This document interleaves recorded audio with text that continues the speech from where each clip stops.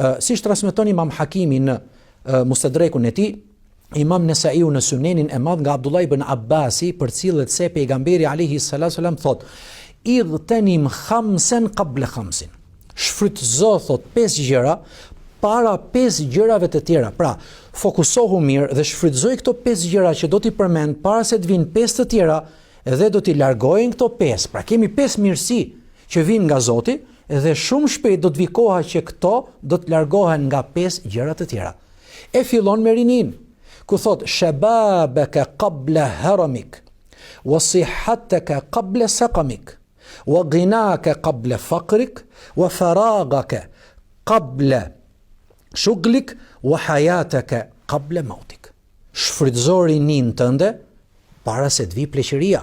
Pse thot rinin para pleqërisë? Sepse pleqëria është e pashmangshme, nuk do të jesh gjithmonë i fortë, nuk do të jesh gjithmonë i ri. Shfrytëzoje rinin, shfrytëzoje kohën, shfrytëzo energjinë, shfrytëzo vetdijen tënde, shfrytëzo gjithçka që ka kriju Zoti dhe ti ka dhënë si mirësi dhe begati, sa je i fortë dhe je i ri përpara se të vi koha dhe ti nuk do mundesh, sepse je, domethënë, ke shkuar drejt pleqërisë. Shfrytëzo, thot pejgamberi alayhi salatu wasalam, shëndetin tënd përpara se të vi smundja, për me tregu që jo gjithmonë do të jesh i fortë. Patjetër një ditë do smuresh, por do të vijë një kohë kur smundjet mund të jenë dhe kronike dhe nuk je më sikur ishe, domethënë, i ri. Po ashtu shfrytëzo thot pasurinë tënde përpara se të vijë varfëria. Pra vërtet sot mund të jesh i pasur dhe i fortë fizikisht, por mund vi një ditë dhe do sprovohesh.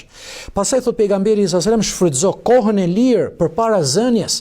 Pra sa ke kohë të bollshme dhe kohë të lirë, shfrytëzoje sa ke mundësi për vetveten tënde, për familjen tënde, për shoqërinë ku jeton, për vendin ku jeton, përpara se të vijë një kohë dhe nuk do të kesh më këto hapësira dhe këto mundësi.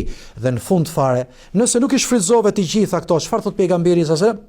Shfrytëzo jetën tënde përpara vdekjes. Sa je gjallë, mundohu të veprosh. Sa je gjallë, mundohu të lëvizësh, që të bësh diçka të dobishme, sa do pak qoftë ajo, përpara se të vdekja, që ne të gjithë një ditë do të vdesim, po të përgatitemi për botën tjetër, për ahiretin ton, qoftë me punë, domethënë është e pa kuptim që ne të kalojmë në botën tjetër pa vepruar punë të mira.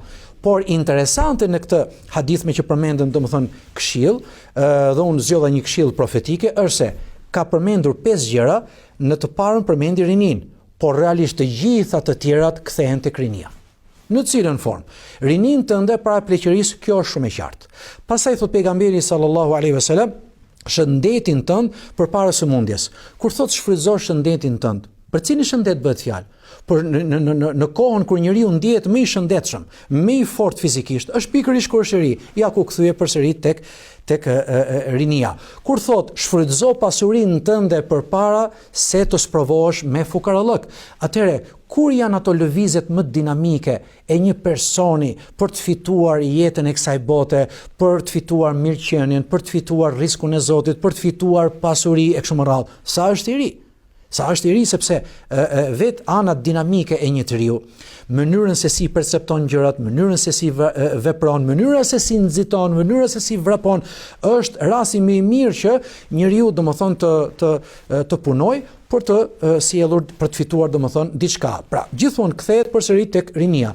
Dhe kur thot pastaj pejgamberi sallallahu alajhi wasallam në këshillën e tij vijuse, shfrytëzo thot, kur tha kohën e lirë përpara se të vi kohën e lirë përpara se të vi zënja, atëherë kur është ajo kohë që është më e lirë dhe më e bollshme për njeriu? Gjithmonë kur